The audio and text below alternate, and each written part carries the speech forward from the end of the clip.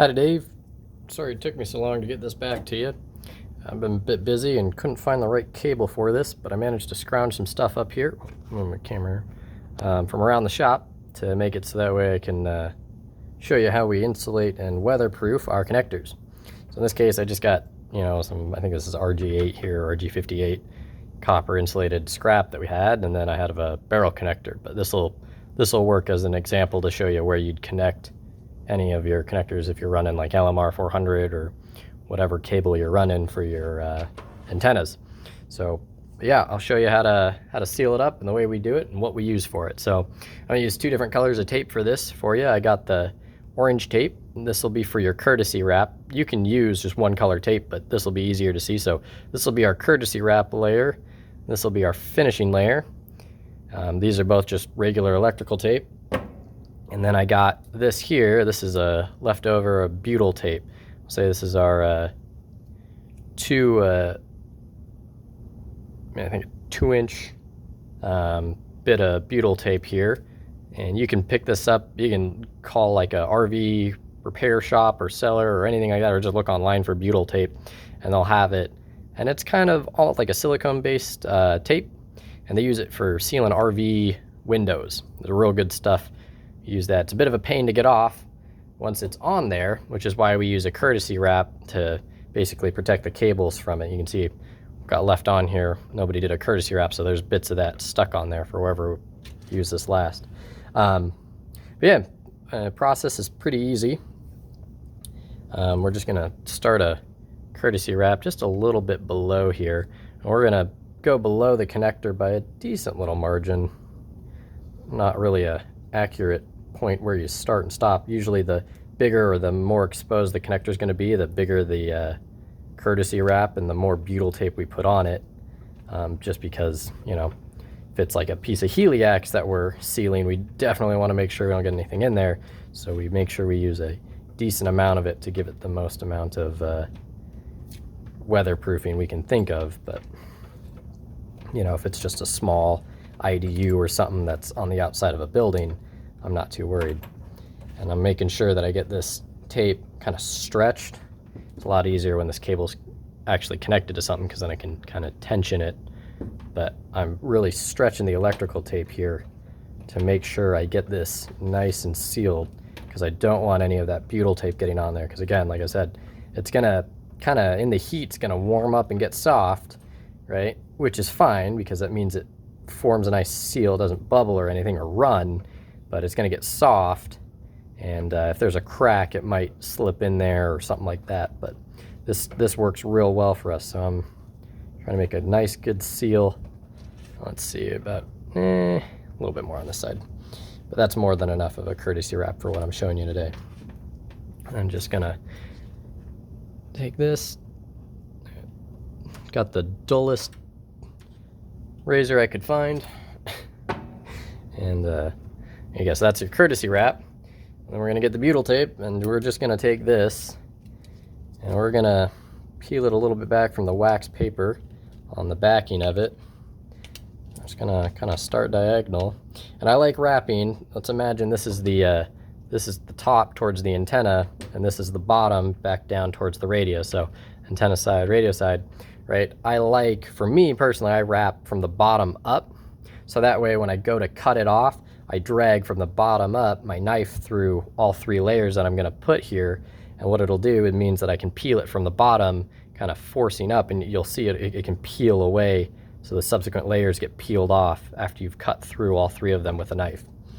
So, but anyways, like I said, we're just gonna start a little bit below here, kind of at an angle. And I'm just gonna get that butyl tape started, and I'm not stretching the butyl tape like I did before the electrical tape. I don't want to stretch this nearly as much, right? I give it a little stretch, but not a lot, because this will shear and tear real easily, and I want a kind of consistent layer of this all around the outside, right? So just that. Sorry if my camera's moving and it's getting foggy on the side. I have it kind of braced in a mount right now, and it's a little bit easier to not the right size for it. But anyways, now that that's done, I'm just gonna take my effectively a butter knife. And I'm just going to cut through the side of it. And see, like I said, it stretches real bad. It's kind of pretty sticky there, right? So I'll make sure I don't stick that to anything. So I've gone from one side to the other and left a decent amount of extra, but that courtesy wrap, right, I had even more underneath it. So that way if I had to add more or anything like that, I've got room for it. And I'm just going to seal this. And now what you do is once it's there, you take your hand, because it's soft, and you're just going to kind of push it. You're pushing the air out of it. You'll get little bubbles in there that will snap.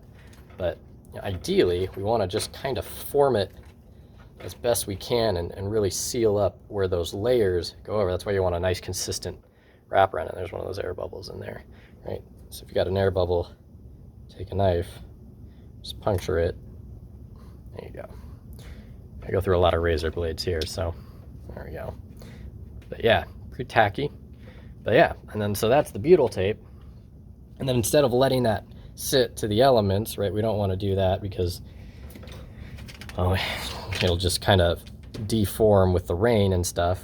What we're gonna do is now get our finishing wrap, right, in this case, just a regular tape, and we're gonna start, again, kind of just a little bit above where the courtesy wrap starts, and all I'm gonna do is sit here, and I am going to pull on this layer as hard as I can, because we're gonna use this as the sealing pressure to sandwich those two layers together. So, sandwich, and you'll feel it as you're going. You're like, oh man, it feels, as my coworker once said, sorry about bumping the camera there, but coworker said it feels like a carrot that's been, put in a sock and then vacuum sealed. I said, okay, but it feels weird, but if you do it right, this should seal. And I'm making sure I got nice, consistent loops going over this, and you can see where you can see right there, it's pushing down, right? I really want the pressure in here, because that seal that you're putting in here, is kind of just holding this all in place too, so it stops it from moving and expanding as much.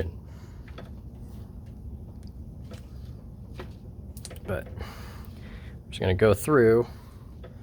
Like I said, this is a lot easier normally when it's on the cable too, once it's already connected, because then you can work around it instead of having to hold the cable like I'm doing here, because this is that scrap cut off. But fortunately, we haven't had to put anything up yet that's permanent enough to warrant us sealing it in like this.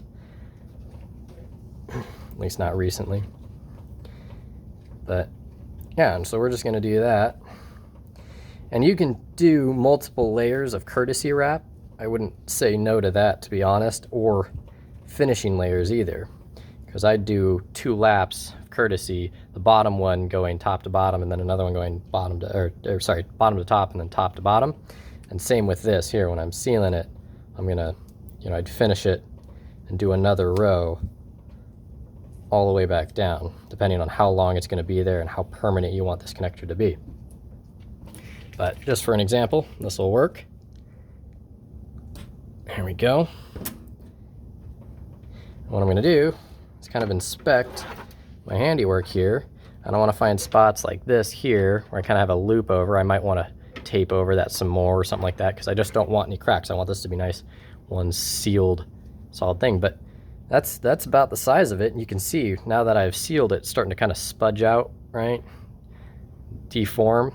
That's good, because as this expands and contracts with the heat and finally settles in, it'll kind of almost like harden. This kind of loses a lot of its softness after a couple months. But then when it comes time to cut it, you're just going to cut bottom to top, just kind of pressing down on the cable. You don't want to puncture into the cable, obviously, but just enough to get through all 3 layers, and then you'll peel all the way up, and it'll just literally, once you get this bottom started, you get enough of a grip on that electrical tape, and it'll just kind of start peeling off. You'll have to press a little bit harder when you get to the connector, because it's got to work through all the angles, but it comes off a lot easier, and it seals it real well. We've had these, I have stuff like this where I've peeled it off and people have had this sitting outside for years. I did one about 8 months ago up on the top of our fire dispatch, and we had to go and put some more stuff up there because they were expanding. And yeah, they're still good. Even in 120 degree weather, they don't seep or anything like that if you do them right. And they hold real well. So rain, storms, you know, all that came through and still holding up well.